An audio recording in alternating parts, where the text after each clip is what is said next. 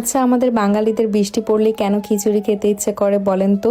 আজকে সকাল থেকে ওয়েদারটা এত সুন্দর ছিল, ভেবেছিলাম যে সারাদিন রোদ থাকবে, কিন্তু হঠাৎ করেই দেখি যে বৃষ্টি পড়েছে।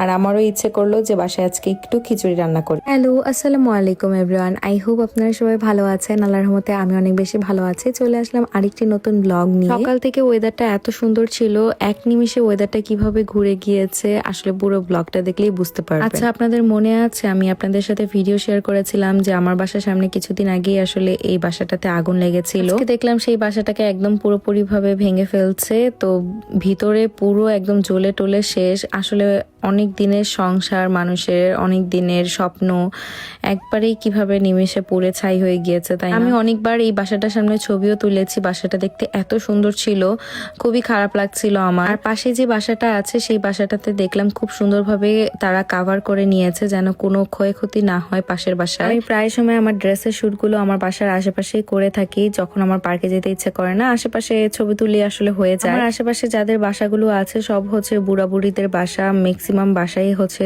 সবার কেনা বাসা আর কি, নিজস্ব। আপাতত আমরা ভাড়া বাসায় থাকি। ভবিষ্যতে যদি কোনোদিন নিজের বাসা কিনা সামর্থ্য হয়, ইনশাল্লাহ আপনারাও দেখতে পারবেন। দোয়া করবেন যেন নিজের একটা বাড়ি করতে পারি। যেই সাদা ওয়ালটার মধ্যে ছবি তুলি, সেই ওয়ালের লাগানোর জন্য আসলে এখানে দেখলাম যে ফুল গাছ আনা হয়েছে। লোকটার বয়স হবে প্রায় 70 থেকে 80 বছর। সে এই বয়সে এই কাজগুলো করছে দেখেই কি মায়া লাগছিল আমার। সকালবেলা বাহিরে ময়লা ফেলতে বের হয়েছিলাম, তারপরে বাহিরটা আশেপাশে একটু ঘুরে টুরে আসলাম। বাসায় এসে ভাবলাম যে ওয়েদারটা তো অনেক বেশি ভালো, তাহলে আজকে একটা ড্রেসে শুট করা যায়। আমার কাছে পোশাক মানে অনেক দামি হতে হবে তা কিন্তু না, আমার কাছে আরামটা সবার আগে। তার মধ্যে বাটিকের 3 পিস আমার সব থেকে বেশি পছন্দ, আর এটা এত বেশি আরাম হয়ে থাকে। আচ্ছা, আপনাদের কাছে বাটিকের কাপড় কেমন লাগে বলবেন তো অবশ্যই কমেন্ট করে। গরমের মধ্যে আরামদায়ক পোশাক খুঁজছেন, আমি বলবো যে এই 3 পিসটা দেখতে পারেন। আমার ভিডিওর ক্যাপশনে আমি পেজটা ট্যাগ করে রাখবো, আপনারা সেখান থেকে নিতে পারবেন। আর যারা আমাকে রেগুলার ফলো করেন তারা তো অবশ্যই জানেন যে আমি একটু লুজ টাইপের ড্রেস পরতে সবসময় পছন্দ করি। মনে আছে আমার সাইজের থেকে আমি 4 গুণ বেশি লুজ ড্রেস পরতে সব থেকে বেশি পছন্দ করি। তারা কিন্তু এই টাইপের 3 পিস গুলো বাহিরে যে কোনো আউটিং এ ক্যারি করতে পারবেন বা বাসার জন্য নিয়ে নিতে পারেন। দেরি না করে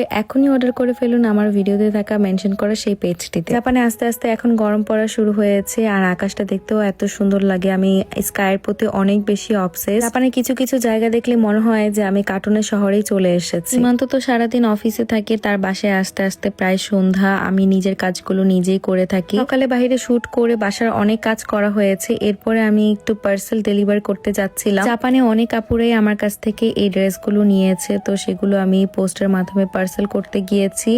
আমি বের হয়ে দেখি যে ঝুম বৃষ্টি পড়া শুরু হয়ে গিয়েছে। আর আমি বললাম না, সকালবেলায় দেখেন কি সুন্দর ওয়েদার ছিল, আর এখনই হচ্ছে মেঘলা হয়ে বৃষ্টি পড়া শুরু হয়ে গিয়েছে। আসলে জাপানের ওয়েদার আর মেয়েদের মন পুরো একই রকম, কখন কি হয় বোঝাই যায় না। বৃষ্টি বৃষ্টি ওয়েদার, তো সীমান্ত বলছিল যে আজকে বাসায় একটু খিচুড়ি রান্না করো। আমি বিকাল বেলায় আসলে রান্না বান্না শুরু করি, সে যেন এসে ডিরেক্টলি হচ্ছে খাবার খেতে পারে। আমরা রাতের ডিনারটা সন্ধ্যার মধ্যে করে ফেলি, লাইক 7টা 8টার মধ্যে। বাহিরে এত সুন্দর বৃষ্টি পড়ছিল, নিজেকে আর সামলাতেই পারিনি, তো বৃষ্টিতে ভিজেছি। বাসায় এসে ফ্রেশ ট্রেশ হয়ে এই তো খিচুড়ি বসিয়ে দিব এখন। সীমান্ত ভাতের চালের খিচুড়ি খেতে একদমই পছন্দ করে না, সে হচ্ছে পোলার চালের খিচুড়িটা খেতে খুবই পছন্দ করে, তো তার জন্য আজকে পোলার চালের খিচুড়িটা রান্না করা হচ্ছে। আমি আসলে ভাতের চালের খিচুড়ি খেতে সব থেকে বেশি পছন্দ করি। আর 3 টাইপের ডাল দিয়ে আমি আজকে খিচুড়িটা রান্না করব। ফার্স্টে আমি নিয়েছি মসুর ডাল, তারপর নিয়েছি বুটের ডাল, তারপরে মুগ ডাল নিয়েছি। মুগ ডালটা আমি একটু হালকা ভেজে নিয়েছিলাম, এটা নাকি একটু হালকা ভেজে নিলে ভালো হয়। ডালের পরিমাপটা একটু বেশি দিয়েছি, ডালের পরিমাপটা একটু বেশি থাকলে খিচুড়িটা খেতে আরো মজা হয়। তো আমি এখানে ভালো মতন ডালটা ধুয়ে নিয়েছি। রান্নাটা যেন আমার তাড়াতাড়ি হয়, এই জন্য প্রেসার কুকারে আমি 1 কেজির মতন গরু মাংস চড়িয়ে দিয়েছি, অলরেডি সেদ্ধ হয়ে গিয়েছে। তো এখানে আমি একটু ভালো মতন নেড়ে চেড়ে নিচ্ছিলাম। প্রেসার কুকারে আমি ভালো মতো নাড়তে পারছিলাম না দেখে আমি ভাবলাম যে একটা কড়াইতে ঢেলে নিই মাংসগুলো। আর আজকের এই বৃষ্টি ওয়েদারের জন্য পারফেক্ট একটা খাবার ভুনা খিচুড়ি। মাংসটা নর্মাল যেভাবে গরু মাংস রান্না করা হয় সেই মশলাগুলো দিয়ে আমি মাংসটা ভালো মতো রান্না করে নিয়েছি। এই মাংসটা গরম ভাত দিয়ে খেতে এমনিতে অনেক বেশি মজা হতো। সীমান্ত এর মধ্যে বাসায় চলে আসে, বাসায় আসার পর দেখে সে আমি রান্না করছি স্ট্যান্ড লাগিয়ে। প্রত্যেক দিন সকালবেলা ঘুম থেকে উঠে তাকে জিজ্ঞেস করি যে আজকে আজকে বাসায় কি রান্না করব, তার পছন্দ মতনই আসলে প্রত্যেকদিন রান্নাটা করা হয়। কিন্তু সেদিন আমি তাকে আর জিজ্ঞেস করিনি, কিন্তু সে মনে মনে ভেবেছিল যে আজকে খিচুড়ি খেলে ভালো হবে, আজকে যেহেতু বাইরে বৃষ্টি ওয়েদার। সে যখন বাসায় এসে দেখেছে আমি খিচুড়ি রান্না করছি, মহা খুশি হয়ে গিয়েছে। আমি বলছিলাম দেখো তোমার আমার মনের কত মিল, যে তুমি যেটা ভেবেছো আমি সেটাই আজকে রান্না করছি। আমি মাংসগুলো উঠিয়ে সেই ঝোলটার মধ্যে আমি যত ডালগুলো ছিল সেগুলো ভেজে নিয়েছি। এরপর পোলা চালটা দিয়ে আমি ভালো মতন মিক্স করে নিচ্ছিলাম। এই পর্যায়ে আমার মনে হয়েছে একটু হলুদ দিলে খিচুড়িটা দেখতে একটু সুন্দরও হবে, ভালোও হবে খেতে। সবকিছু মশলা দিয়ে আমি এখানে জাস্ট চালগুলোকে সব ভেজে নিচ্ছিলাম। বোলটার মধ্যে আমি পানি আগে থেকে মেপে রেখেছিলাম, যতটুকু আমার পানি দরকার, তো সেই পরিমাণ মতন আমি পানি এখানে দিয়ে দিয়েছি। চালটা যখন হাফ সেদ্ধ হয়ে এসেছে, এর মধ্যে যে আমি গরু মাংসটা রান্না করে রেখেছিলাম সেটা আমি মিক্স করে ফেলবো। এর ভয়েস ওভার দিতে দিতে এখন একটা কথা মনে পড়লো, আমি আসলে আমার নিজেকে আমার কারো কাছে প্রমাণ করতে চাই না। যারা হয়তো বা এতদিন আমার ব্লগ দেখে এসেছেন তারা হয়তো বা জানেন বা চিনেন, বা আমাকে যারা পার্সোনালি চিনে তারা হয়তো বা জানেন আমি কেমন। তাই আমি আর নিজেকে প্রমাণ করতেও চাই না, আমি আমার মতন খুব ভালো আছি, আমার জন্য দোয়া করুন। আর এখানে আমার খিচুড়িটা এত মজা হয়েছিল সেদিন, আর এত পারফেক্টলি হয়েছিল। বাংলাদেশে যে ঘরোয়ার খিচুড়িটা হয় সেই খিচুড়িটার মতন সেদিন হয়েছিল, এত মজা হয়েছে। আমার কাছে মনে হয় রান্না একটা আর্ট, আপনি যদি মনের মাধুরী দিয়ে রান্না করেন আপনার রান্না অনেক ভালো হবে। আর সাথে তো একটু সালাদ করেছিলাম, সালাদ দিয়ে খেতে আরো বেশি ভালো লাগছিল। কেমন জান? পুরা তোমার অস্থির। বাংলাদেশে ওই যে আমরা ঘরোয়া হিয়াজির এরকম খাই না, ওরকম পুরা। খিচুড়িটা জাস্ট লুকটা দেখেন কি পরিমাণে সুন্দর। এই যে বৃষ্টির দিনে খিচুড়ি খেতে কেমন লাগছে তোমার?